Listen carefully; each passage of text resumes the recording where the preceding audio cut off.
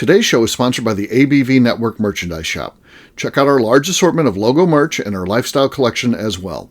Just head over to abvnetwork.com and click on shop. We are also sponsored by The Bar to Go. The Bar to Go offers a fully customizable carrying case that allows you to take your favorite distilled spirits or cocktail ingredients with you. Whether you're looking for yourself, a customized gift, or logo items for your business or event, The Bar to Go can help. Check them out at thebar2go.com. Use the number 2 when you type out The Bar to Go. Did you know Neely Family Distillery now ships its popular distilled spirits directly to you? To order, simply call 859-394-3258.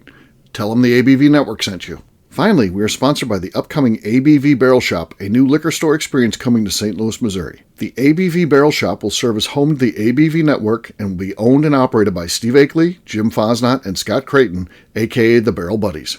To learn more about the investment opportunities in this new venture, listen to the ad at the end of this podcast.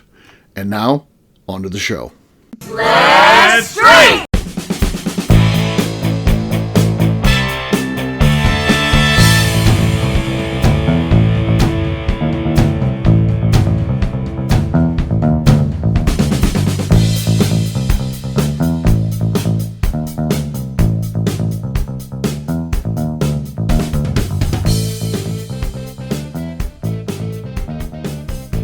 Welcome to the Bourbon Daily, the podcast about everything bourbon delivered to you every day of the week. Today on the show, we discuss the upper limits on buying a single bottle of bourbon. My name is McNew. Please join me in welcoming my co-host, Steve Akeley, along with our special guests, Heidi Fosnot and Lenny Eckstein. Hey, gang, what's up? Hey, everybody. Hey. Hey-oh. So, yeah, we're going to have some fun with this. Now, that being said, we're not going to say some super deal like a 1950 bottle of Old Fitzgerald that someone says, oh, that's worth like $10,000. Well, yeah, you might be able to spend more than your normal budget. I'm talking about a brand new product that is coming out that is going to be worth whatever it is that the retail price is. There's no secondary on it. So you can't play into that. Be like, well, of course I'd spend $1,000 on Pap, even though I normally wouldn't spend $1,000 because I could potentially sell that for $3,000. So that doesn't play into it, but we'll talk about what is our upper limits just on a regular bottle of bourbon. We'll do that, after the break. For right now, Heidi said there's something she wanted to talk about. What is that, Heidi? Yeah, so I need to bring this up, and it's probably more of like a wine time conversation. Okay. I need to get everybody's opinion on this because it is one of my pet peeves. So you're out in public and you're walking around, and all of a sudden you hear somebody talking real loud, and then you hear somebody talking back real loud, and then you realize it's somebody that's about 10 feet away from you that's talking on their phone and they have it on speaker while they're talking. So you can hear the whole conversation. Right. So my thing is that I work in a place that is geared towards kids, tweens, and young adults. And you got people on their phone and these other people, and they're cussing and it's loud. And, the person that's in your store has probably got a mask on. So then it makes it even worse because then they're talking even louder. What are your thoughts on this? Yeah. This is going to get into my crabby old man stuff because, I'm 53 years old. But Heidi, you're seeing any 53-year-olds doing this? No. And if you do, it's the exception and not the rule. I mean, clearly this is a young person thing. And no, that drives me crazy. And I don't go into your store, but I see it happen in the grocery store all the time. I see people walking around talking to people. Some of there's those people that do the personal shopping. So I don't know what the point of that is. If I'm doing that, I don't want to be bothered. I want to send an order and then have someone go and shop and then bring it to the house or whatever. But these Instacart people, it seems like the experience is they put you on speakerphone and they go and shop for you is what I can tell because I always see them talking to people on the phone. I don't like it. No, I don't want to hear their conversation. Sometimes they're doing it, I think, so people think that they're cool because they're talking about stuff that they want people to hear. I don't think they're cool. I think they're idiots. I hate them. And I think their phone should be able to be destroyed. Yeah. Steve just body slams their damn phone to the ground. I think there should be a federal law that comes out that says if you're talking on your speakerphone in a store, someone can grab your phone and slam it down and break it. Yes. Seems fair. Yeah. I'm not mad at that, honestly. Yeah. That's the kind of laws I'd be coming up with. Yeah.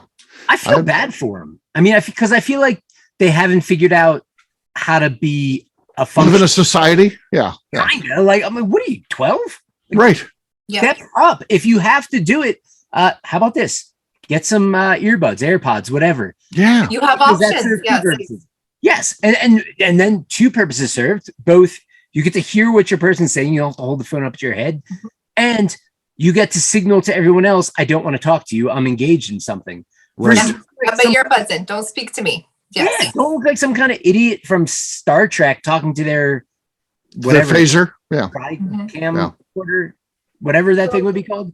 You Right. look like an idiot. Stop it. Also, the only thing I could justify, and I can't justify it, but do they think that by holding the phone up to their head, they're like sending microwaves through their brain? And that's the only thing. And if and even that's stupid, but at least they're Right. like, okay, well, you got that. It's terrible. It's So terrible. let me say, I am a person. McNew, that you know, thinks- McNew's one of those people. No, Oh, no. I am Oh my not. God! Did you watch the Masked Singer last night? I Oh love The Masked my Singer. God! Mickey stop. Rourke. Hear me out. If I'm at home, like I am going to take my phone, I'm going to take my calls on speaker just because I don't want to hold something up to my head. That's just a lot of energy. I don't want to do it. But if I'm in public, I'm going to ignore that call until I can go to my car and not have to hold something to my face. I don't want that on my face. It makes your face break out. It's gross. And I just don't like things on my ear. I don't like earbuds either. I hate earbuds. I hate headphones. Wow. I never have them. I hate them. But like if I'm at home, you're always on speakerphone if I'm talking to you at my house. But I will never take that call in public because I'm not an asshole. I'm not an asshole. I will take that in my car. I will take it in my home. I'm not going to make other people listen to my conversations. Now she'll leave the Like- cart in the middle of the parking lot to hurry in to get I in her car and don't take that phone do call. that. Oh, she does. McNew is a cart on the parking lot I'm leader. not. Yes, If she somebody- is. If I see somebody creepy around, I'm like, ugh, You yeah, need I'm to not- shop at better places but- if you're worried about your safety. That's No, that's the okay. goal. So That's our so Walmart millennial, where I Yeah, usually very go, millennial. right off our interstate. So truckers park there like it's a fucking truck stop for some reason, Uh-huh. and Walmart allows it. So I'm like, ooh, you look weird. I'm not really gonna try to walk over there. Okay, stop So going to I, Walmart. I don't always do it, but I do it most of the time. But I'm not an asshole who puts people on speakerphone. The world doesn't need to know my conversations. Usually they're inappropriate anyways for most of the people I talk to. Like my best friend's awful.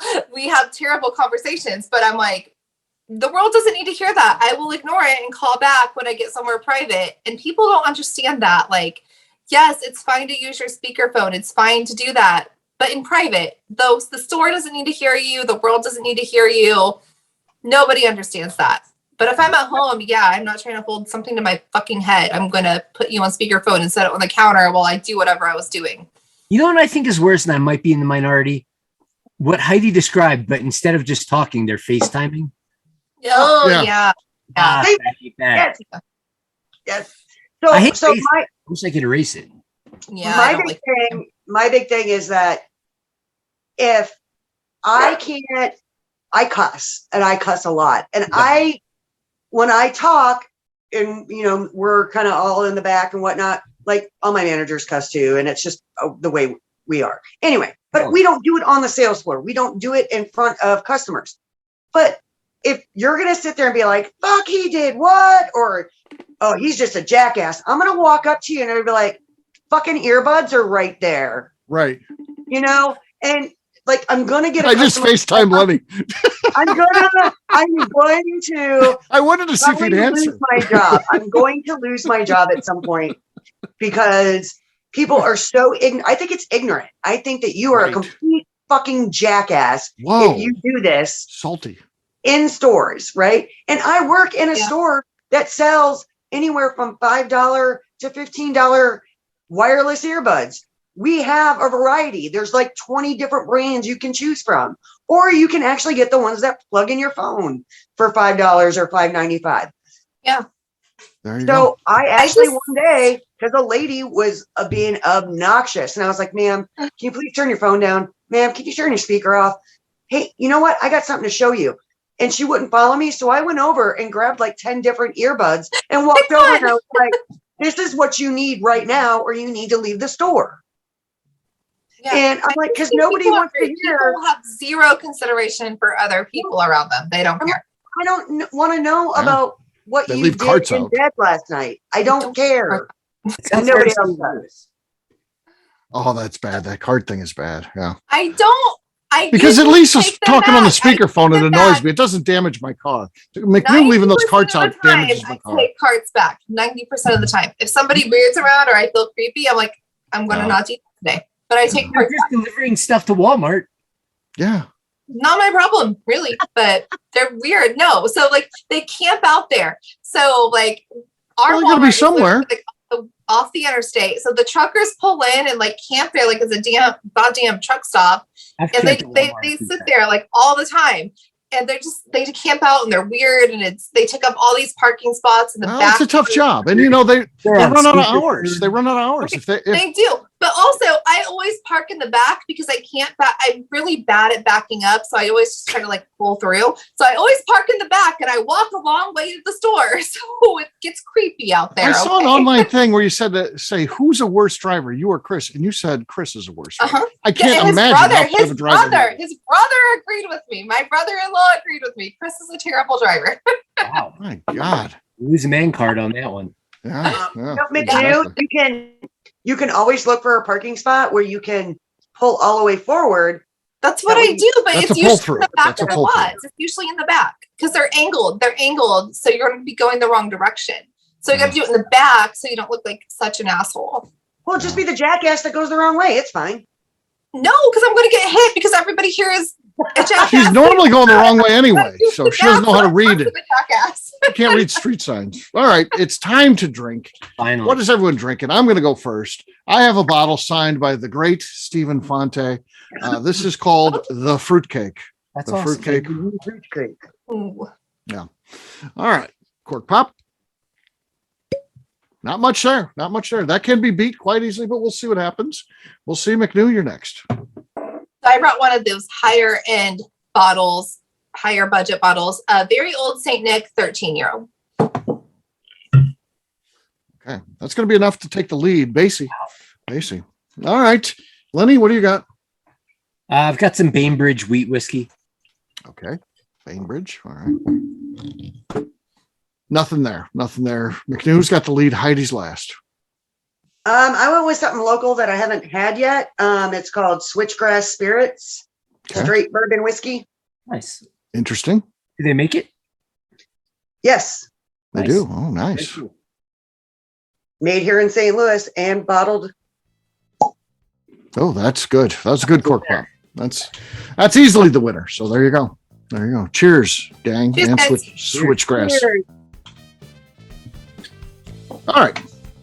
We'll take a quick break. And then when we come back, we're going to talk about our upper limits on spending. We'll do that in just a few.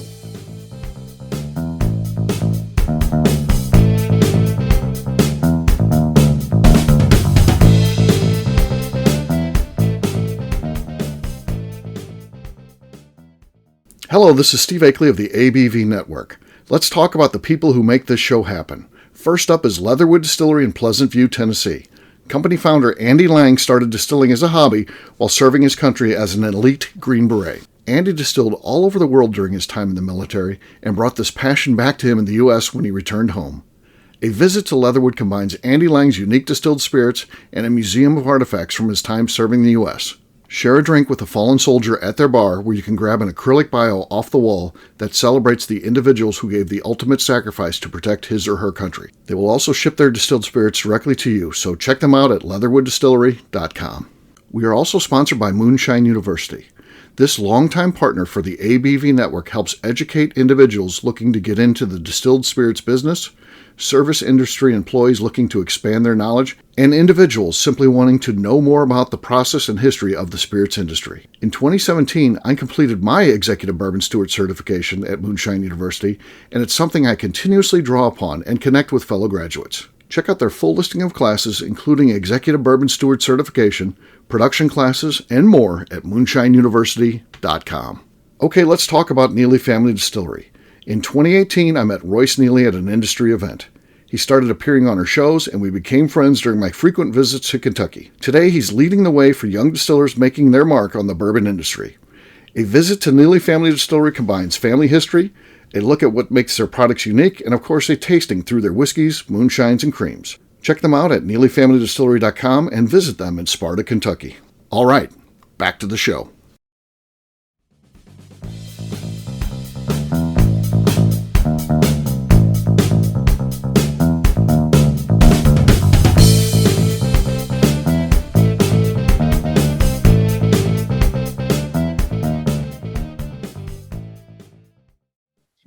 is Kathy Cole, and you are listening to the Bourbon Daily.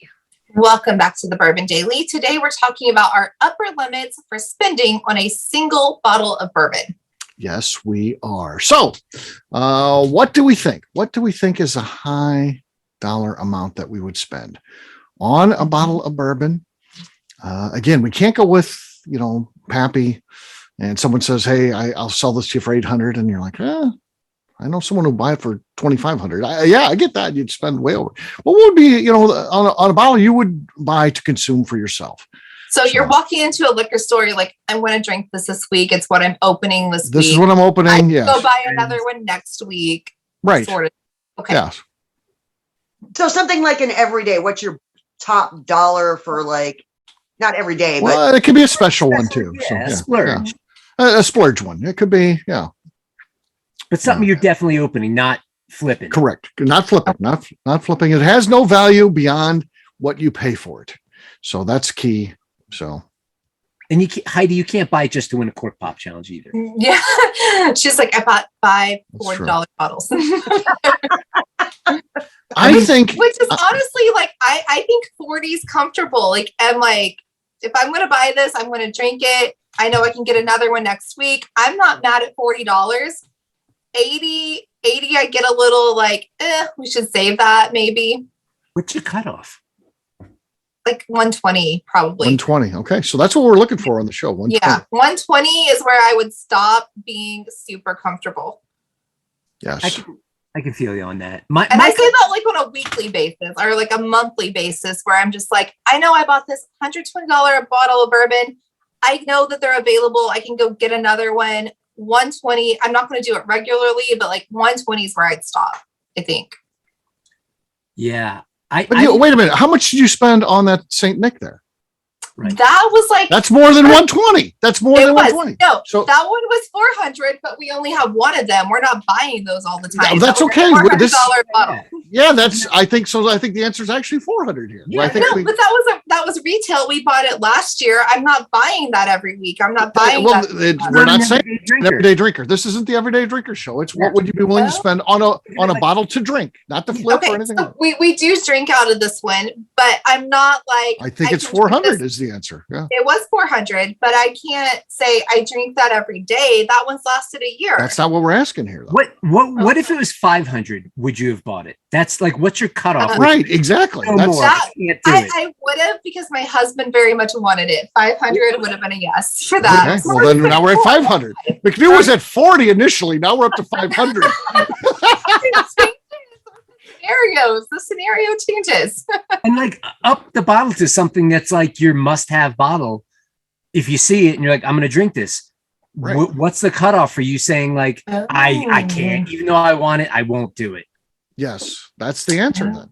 Okay. So it's not something I would buy and replace. It's something I see on a shelf. I walked in, it was there. I would buy it. As long as you're there to drink it, yes. I would that's lend okay. the caveat to say I'm not going to try to impose rules over Steve, but in my mind, I would think maybe it's a once a year thing, just to frame it in a way. Yeah, I think. McNew's at 500 and count. This thing may end up at $2,000. No, it's gonna change because the one that if I walked in and saw a WLW from any year for $1,000, I'd be like, yes, I'm taking that home. Well, then today. That would be that's it. I think that's okay because take we're that talking home about today and you I would drinking open it, it today. not flipping it. So 1,000. Baller. Okay. McNew. So Okay. I misunderstood the assignment originally. I feel like the highest I would go, if someone had a George T. Stagg, which I love, or a WLW, probably I'd buy. And if it was, I want to say 500, but then I'm like, boy, that'd be my number, but I'd go up to 600. So I think 600 would be it. I think I'd go 600 on a bottle that I would drink. If I spent more, that'd be tough. I would not be happy about that, but I think I'd be willing to go 600 on a bottle to drink. But that's going to probably be it. So I don't think 1,000 I could do it. I'd walk away if the guy's like, well, it's only 800. I'd be like, no. Yeah, you got a line. You got to stick to it. I think it's 600. That'd be. I'd really wanted 5, but I know I would go up beyond that just because it'd be so close. Well, see, you guys all live amongst a lot of well, not, I don't want to say you have more Well, I friends. don't know. Your buddy Nick will probably sell you Bland's for 600 by the time the way he's going. Yeah. Nah, Nick's No. come around. Great. Yeah. lately. Yeah. But I mean, like, if I found a special bottle, I'd be looking left and right, and be like, oh, no takers. I guess I'll drink it. We don't have a lot of folks who I think would really value it. Whereas you guys, you could be like, hey guys, come over, look what I found. I think there's value in that. Not in a show off way at all. Just to be like, hey, let's all share in on this. Like, enjoy it. I found it. And then I don't have that. I feel like if I was in your shoes and I found that bottle and I was, what did you say, 500-600? Yeah. I would 500 with a willingness to go up to 6 though. Yeah, my dilemma is I would be the only consumer of that product. I would drink it all in its entirety, and I'd be mad at myself. So my limit is lower, I think, for that reason. I think I'm probably closer to like, last year I was maybe only at like 150-ish, but with inflation, I'm saying I'm up to like 300, and that's where I tap out. Where I can't do it. There's plenty of things that I see value in that are far less expensive.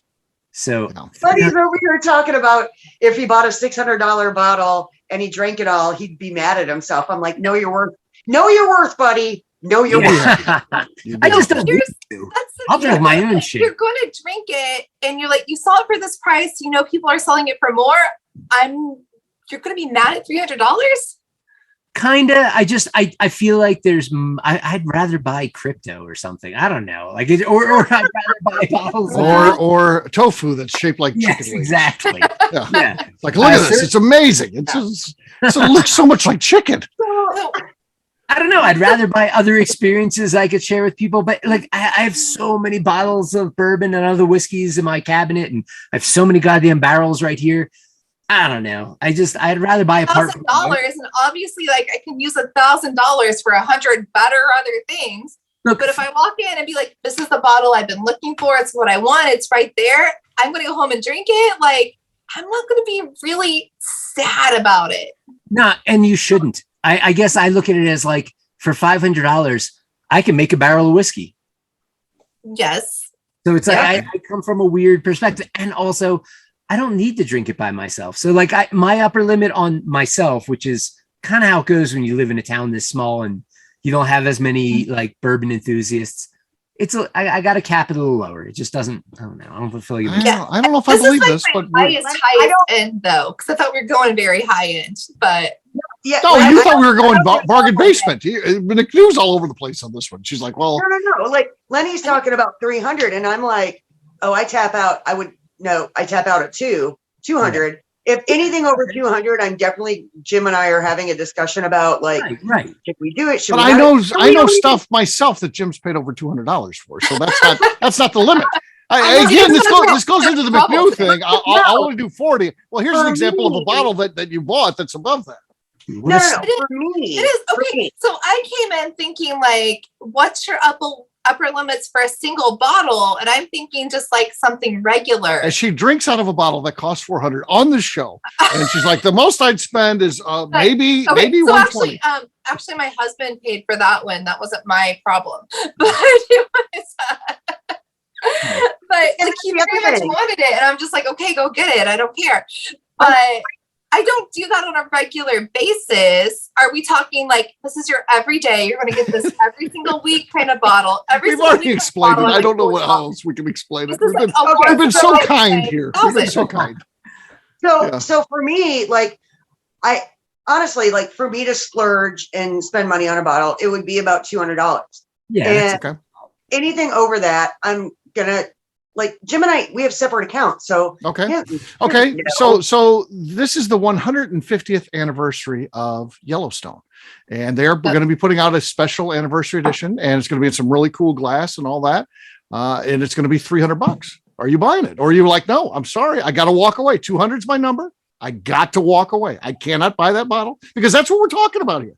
That's literally we're talking walk away. No, you're like, no, 200 is my number. No, my husband is extremely thoughtful and does stuff that is amazing. And so maybe for my birthday, he'd surprise me with a bottle of that. So we already bought it. He bought it out of the birthday budget, not the bourbon budget. That's right. the trick. See, that's what That's my problem with this stuff is people don't tell I the wouldn't be truth. mad. She'd buy Yes. that. She'd buy it. I would do that. I know she would. I don't know. Like for me, I feel like I said this already, but to me, like, do you guys not think there's some context overlay if you're going somewhere and you're going to be amongst friends who will really enjoy it? I mean, or maybe it's a wedding or a party or something. Sure. I feel like that ups the ante a little because It does. what these things are all about. I know that I could go get like a WLW and like share samples with my cousin and his wife, and we'd have the best time. We'd have a great night drinking this bottle together.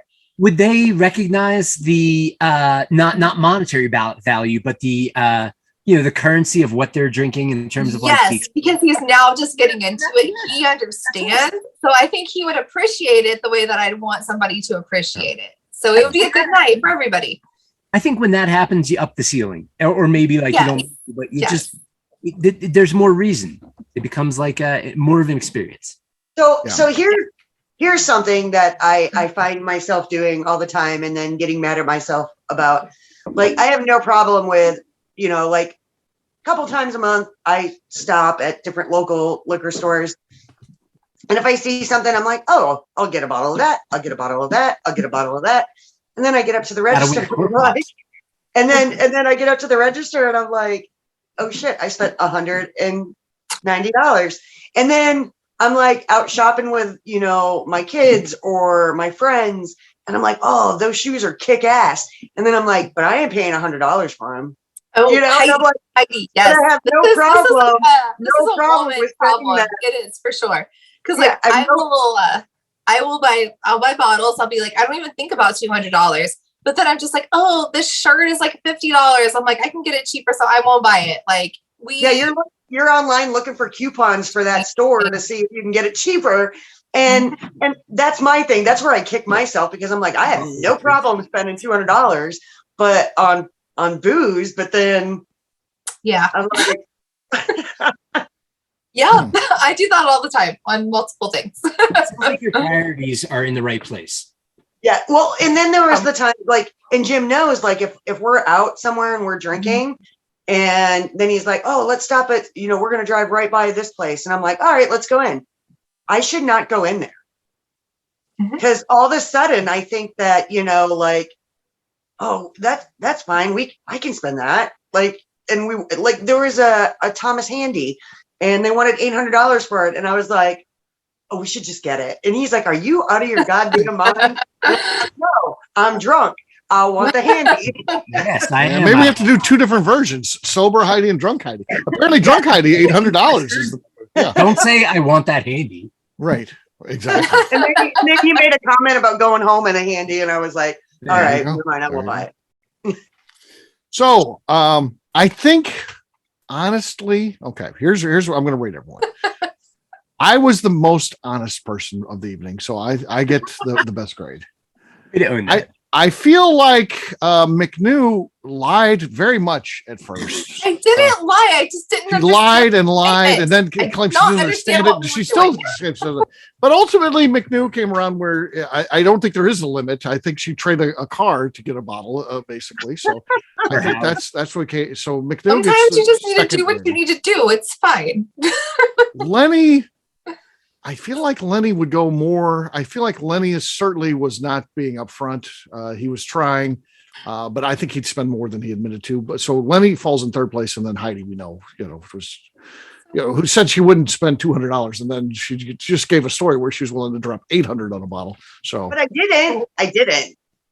Yeah, but I didn't spend $600 on a bottle either. So, but we're talking about what we would be willing to do. I'm going to stick with the assignment was confusing. Okay, so no, it wasn't. It was. I was confused. You're just too drunk. That's the problem. That's the problem. Maybe, but I was also confused. So it's far less confusing than a Walmart parking lot. Yeah, I was not lying. I just didn't understand what we were buying. By the way, be careful if you're on Walmart because McNew leaves her cart on the parking lot. I don't do that. Does not put in the crowd. So that's the type of person she is. So I'm not.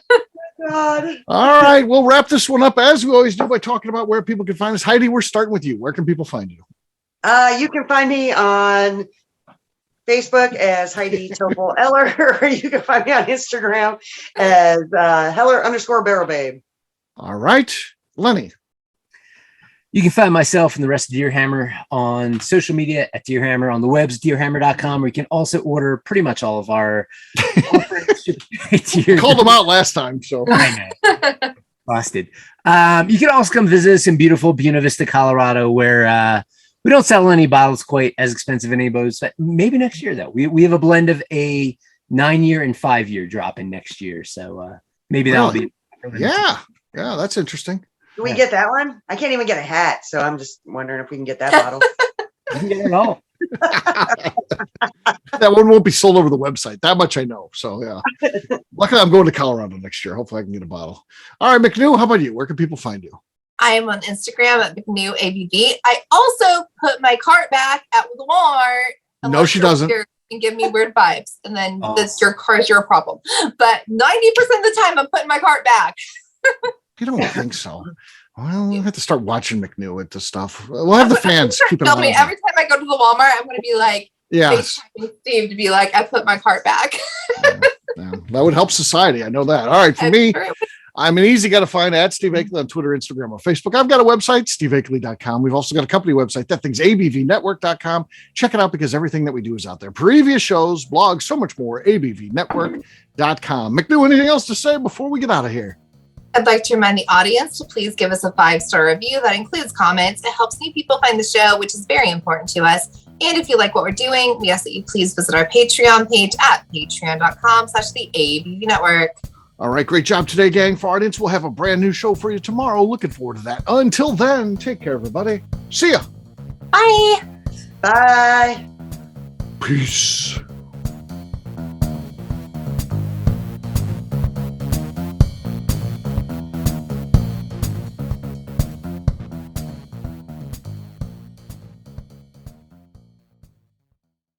Before we finish the show, let's talk about some great companies that support the ABV network. First up is Moonshine Still Pro. Moonshine Still Pro has a full line of products to help the home distiller. Whether you want to experiment on the stove in your kitchen or you're looking for a bigger setup in your backyard, owner Russell Creed and his team can help. They have multiple still offerings, accessories, and even grain from their partners at Goldstone Mill to assist you in making whiskey on par with your favorite distillery. They can also help you with some fabricated parts you probably can't make yourself if you are attempting a DIY still project. Learn more or order your still or parts at moonshinestillpro.com. Another friend of ours is the Goldstein family at Goldstone Mill. The Goldsteins offer a variety of heritage and heirloom grains to make the finest whiskeys in the world. Plus, they are more than just a grain company. They are truly consultants to make sure the grains they are providing to you or your business meet your highest expectations. Additionally, they work with mills around the country, ensuring shipping is as low as possible for their customers. If you're a distillery, brewery, or even doing this at home, Goldstone can assist you. Check them out at goldstonemill.com, call them at 217-254-6613, or check in via email at hello@goldstonemill.com. Last but not least, at the top of the show, I mentioned investment opportunities at the new liquor store concept, the ABV Barrel Shop, being launched in 2022 by myself, Jim Fosnot, and Scott Creighton. We are crowdfunding some of the capital needed to open the store. Not only does it offer a return on your investment, but a lifetime of status and benefits at the store. Of course, this investment is a loan and involves a high degree of risk, which may not be suitable for all persons. Prospective investors should carefully evaluate the risk and merits of an investment, should confer with their own legal and financial advisors, and should be able to bear the risk of the loss of their investment before considering the investment described herein. If you would like more information, contact us via the under construction website at abvbarrelshop.com and fill out the form. The Bourbon Daily is part of the ABV Network. For more information or to become a sponsor, please visit abvnetwork.com. Thanks for listening and cheers. This has been a Steve Akeley production.